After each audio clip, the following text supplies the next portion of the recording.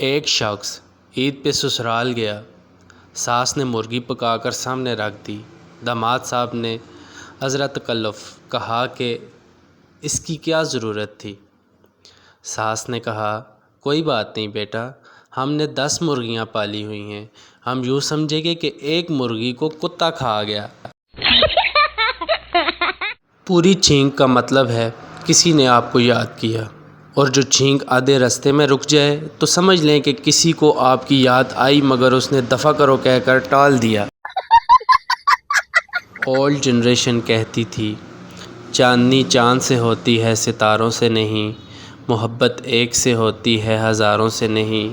اور new generation کہتی ہے چاند کو مل گئی چاندنی تو ستاروں کا کیا ہوگا، محبت ایک سے کر لی تو باقی ہزاروں کا کیا ہوگا۔ کھانے سامنے رکھ کر بھی نہ کھانے والی اور نیند آتے ہوئے بھی نہ سونے والی بیماری کون سی ہے؟ یہی ہے جو آپ کے ہاتھ میں پکڑی ہوئی ہے۔ رخصتی کے وقت دلہن رو رہی تھی، دولہا بھی رونے لگ گیا۔ کسی نے کہا وہ تو اپنے ماں باپ چھوڑ رہی ہے، تمہیں کیا مسئلہ ہے؟ دولہا اس نے میرے بھی چھڑوا دینے ہیں۔